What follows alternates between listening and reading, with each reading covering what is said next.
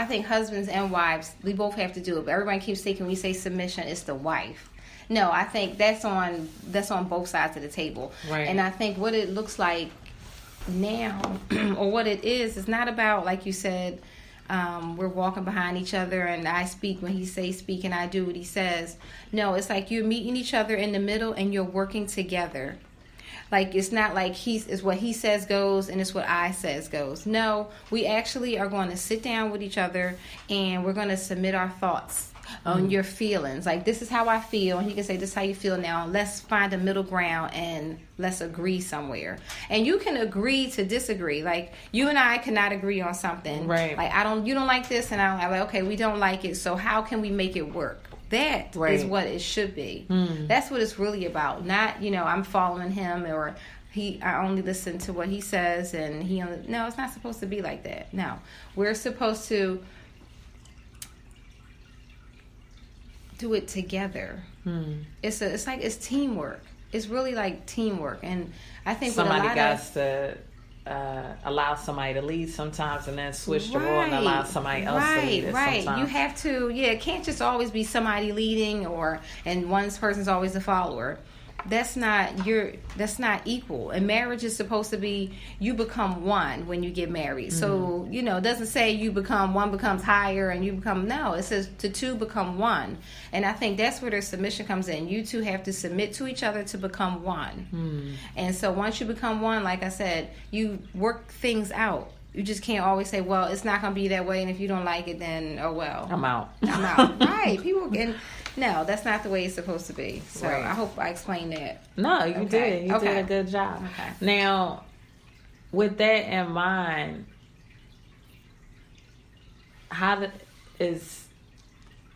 because a lot of people feel as though they come to the table with what the man going to do for me, how he going to tend to me, and what's going to happen with him meeting me emotionally. How do you deal with the catering part of your husband? Like, okay, we can make the dialogue what a man should be doing, but I would prefer a man to be here. When looking at a female and her catering to her man, how would you dialogue to anyone in regards to that? Like how to cater? Yeah, cater to your husband.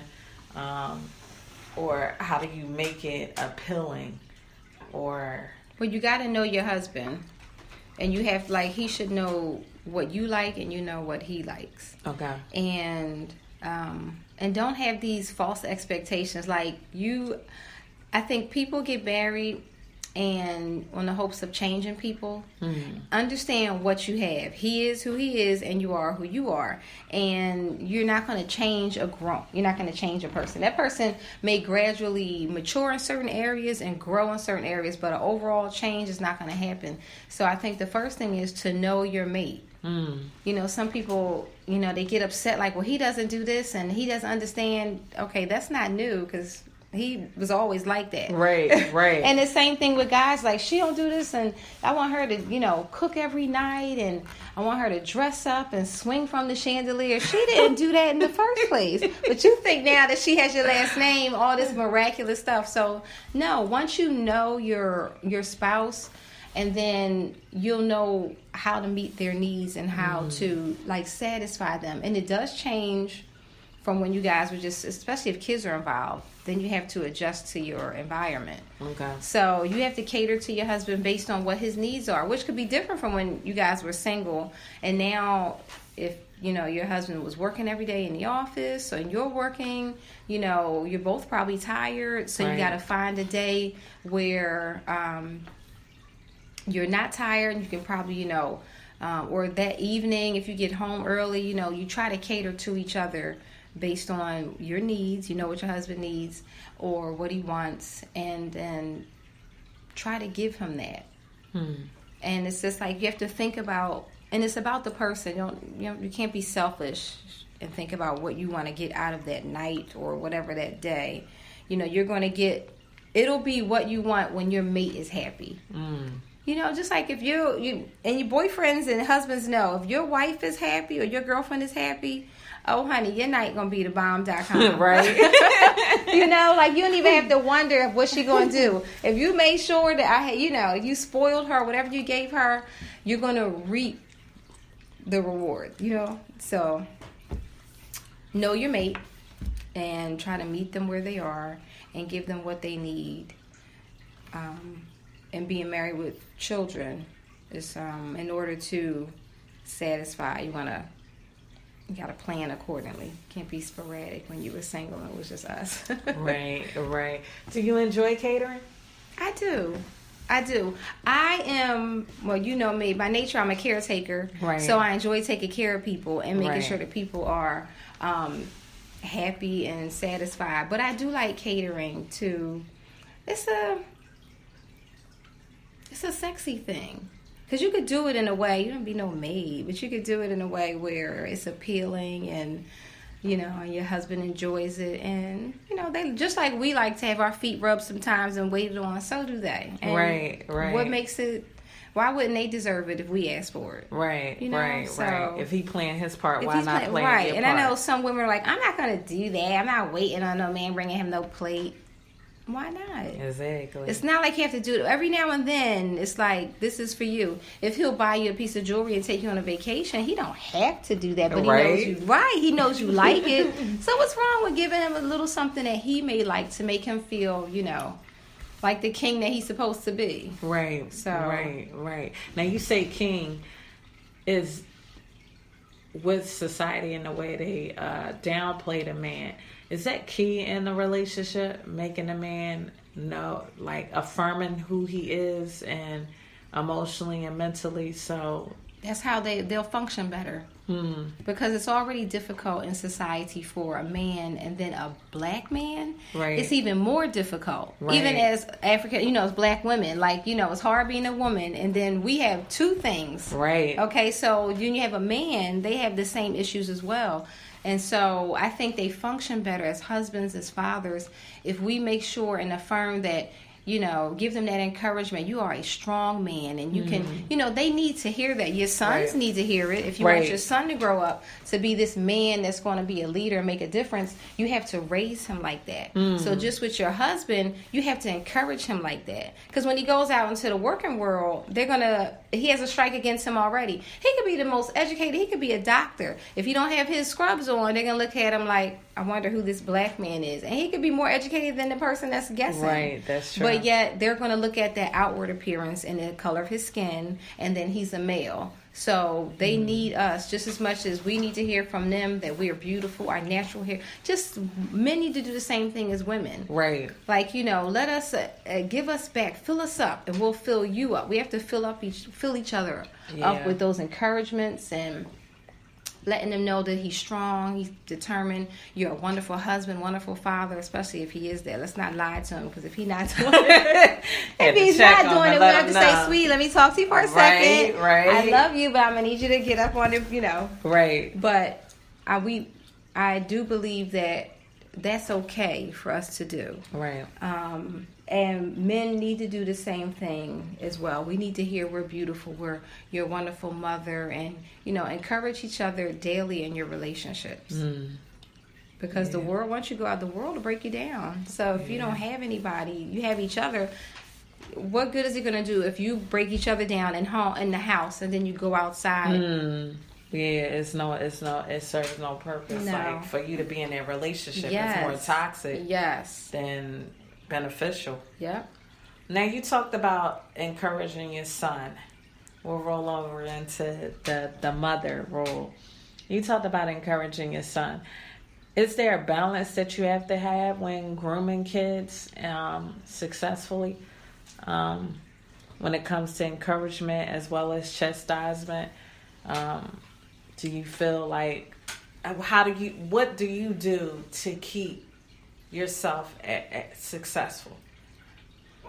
And how do you, well, I'll ask the second question later, but what do you do to keep yourself successful as a mom? As far as with the children, like,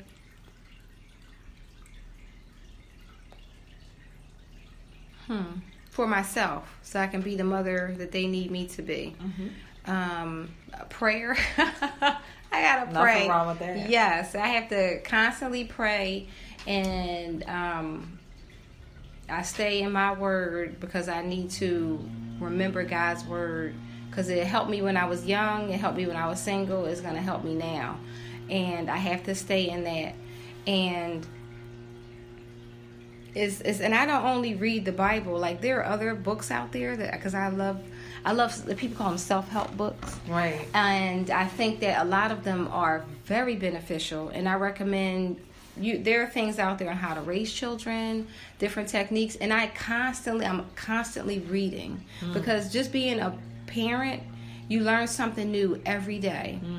Like, it's not like we were born to be mothers, you know, and just like our mothers, like, you learn that, and it's a learning experience every day. So I think you have to constantly refresh yourself. You constantly have to pray and seek God's help, because it's difficult raising children, and you want to make sure that you have to do it in a way where you don't want to break them. And I think when you see broken adults, there was probably somewhere that they could have had that help, because all that starts from your childhood. And so we, as mothers and fathers, but as mothers, we have this big responsibility. We are raising a person.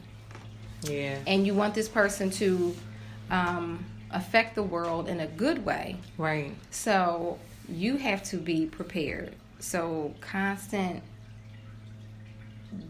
I guess you could say, just fuel yourself up. Reading, praying, and definitely being around other mothers, because you may know something I don't know, or I could call you and ask you something, just like you call and ask me. And we as women have to be open. We do not know everything, and it's good to be around a good group of mothers.